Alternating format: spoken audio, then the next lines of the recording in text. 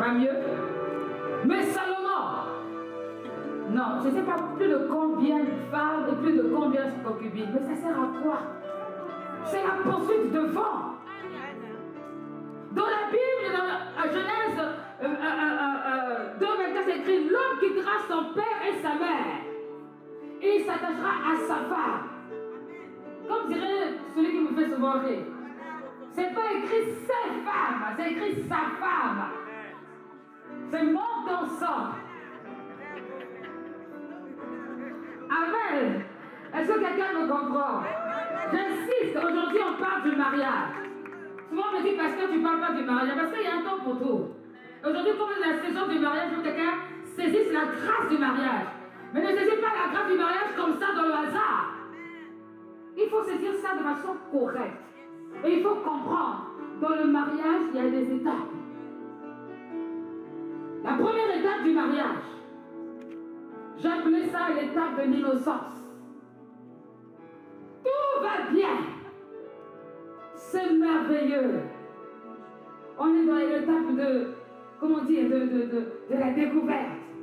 Surtout pour les vrais chrétiens qui n'ont jamais habité ensemble avant, qui ont toujours été vraiment chacun de son côté, qui ont respecté les règles.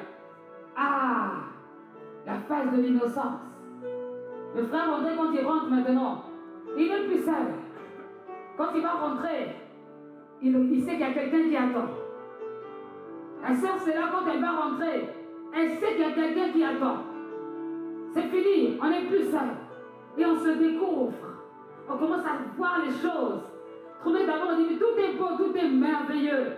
C'est la phase de l'innocence. Comme lorsque Dieu a créé Adam et Ève. Il les laissé sur la terre, il est parti, il les a regardés. C'était l'innocence. Il découvrait: oh, tel arbre fruitier, oh, c'est bon. Oh, il y a le serpent. Oh, il y a le singe. Ça, c'était la phase de découverte. Quand on rentre l'huile de miel qui n'en finit plus. Ça, c'est la phase de l'innocence. Ah, le mariage est beau. Le mariage est beau. Personne ne pense de mal contre l'autre. Et c'est normal. C'est tout frais. C'est comme un nouveau bébé. C'est une phase importante dans la vie d'un couple qui commence. Je ne parle pas de certains cocobars, vous avez déjà fait des enfants, tout ça, et puis bon, vous arrivez dans le Seigneur, et puis voilà, maintenant on va se marier dans ça. Déjà la vie a commencé. Je parle des gens qui sont frais, qui n'ont pas expérimenté le fait d'habiter ensemble, le fait de vivre ensemble. Il y a vraiment la phase de l'innocence. C'est la partie qui est vraiment, on va dire, la joie. Il se manifeste la joie. Même quand on fâche l'autre, on répare ça très très vite. Il ne faut pas qu'il se fâche. Il faut vite nettoyer. Pour ne pas qu'il y ait une tâche. Fais tout pour ne pas offenser. Pour ne pas vexer. Ça, c'est la phase de l'innocence. Ensuite vient la deuxième phase. Cette phase d'innocence, elle dure généralement grand maximum 1 an. Je dis bien grand maximum. La phase de tout va bien. Ensuite vient la phase de la prise de conscience. La phase de la prise de conscience, c'est quand tu te réveilles et que tu vois la femme sans sa perruque.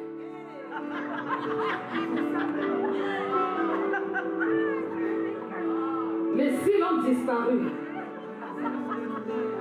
Le vernis, on n'a plus le temps de le mettre pour l'instant. Prise de conscience. Là, je fais, j'avais pas vu qu'il avait une dent cassée. Ça, c'est la phase. Quand l'homme se réveille, tu sens que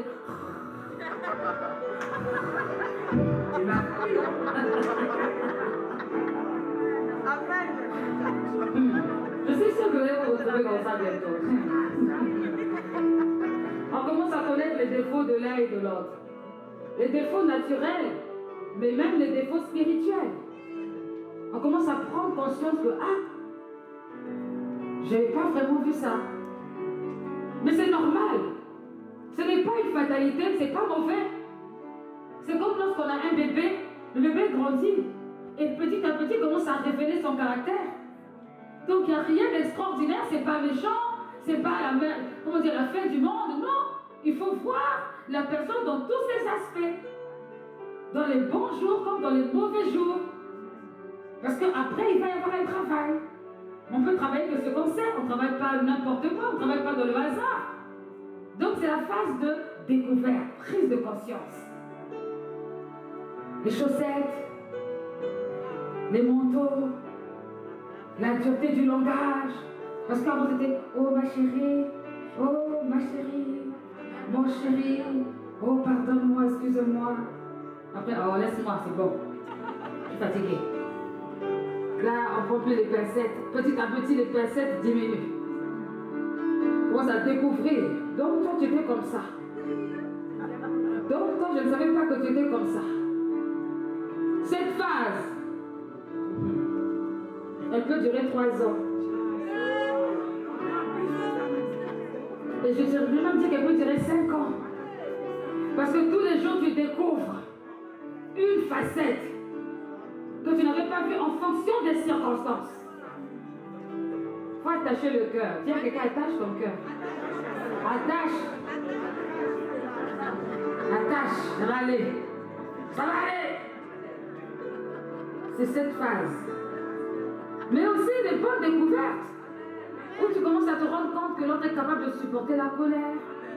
L'autre est capable de demander pardon. Et que c'est toi l'orgueilleux.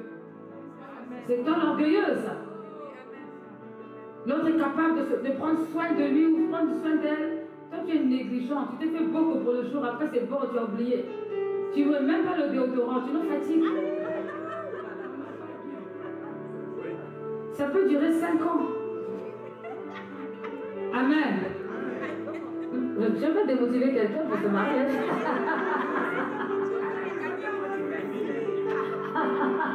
Mais non, je viens de dire qu'il y a aussi des bonnes choses qu'on découvre. Autrement, on aurait tous fui. Sans nier, c'est que c'est toujours bon. Hein? Donc, il ne faut pas s'inquiéter.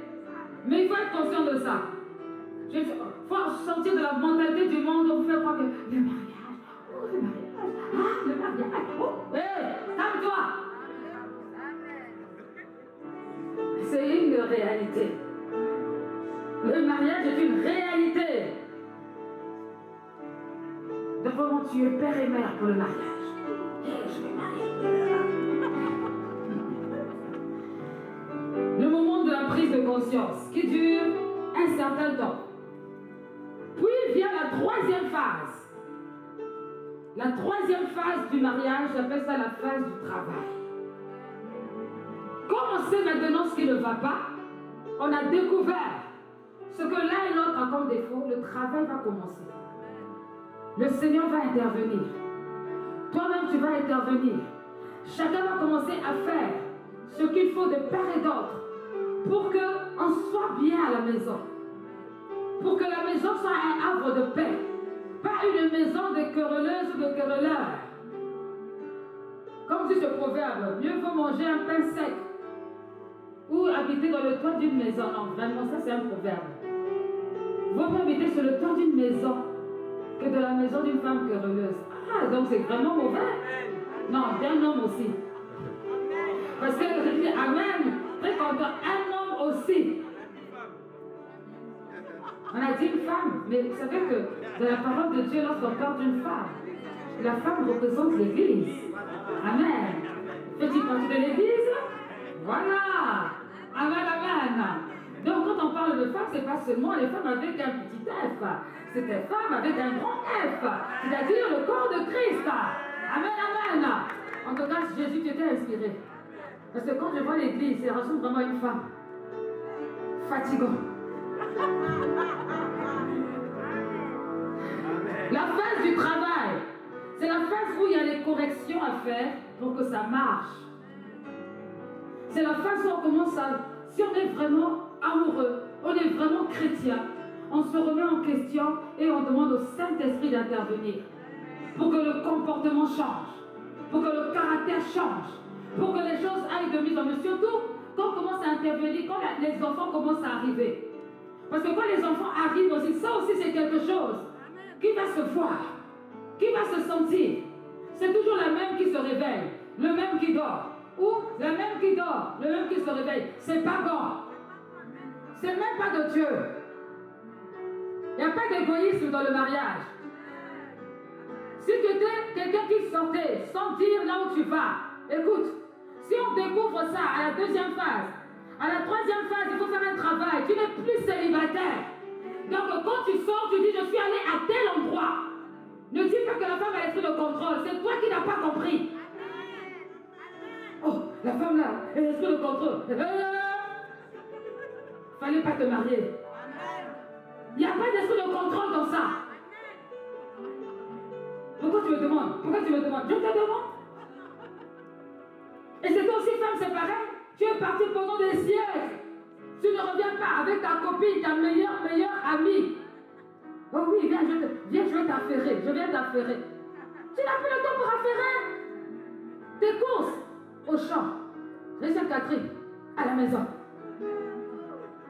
Est-ce qu'on s'est compris? On s'est compris. Ta meilleure amie, tu l'appelles et puis c'est bon. Si tu la vois, tu l'invites avec ton mari, vous prenez le déjeuner ensemble. Le repas, je veux dire, le repas ensemble. C'est pas que non, il faut quand même que j'ai un peu de temps avec mes amis. Il fallait rester célibataire. Et il y en a beaucoup qui se comportent comme ça. Ils sont mariés, mais ils ont le comportement des célibataires. Et ils ne veulent pas arranger, puis ils justifient. Oui, je me regarde marié, je respire pas, je veux te marier, non? Pourquoi tu veux respirer?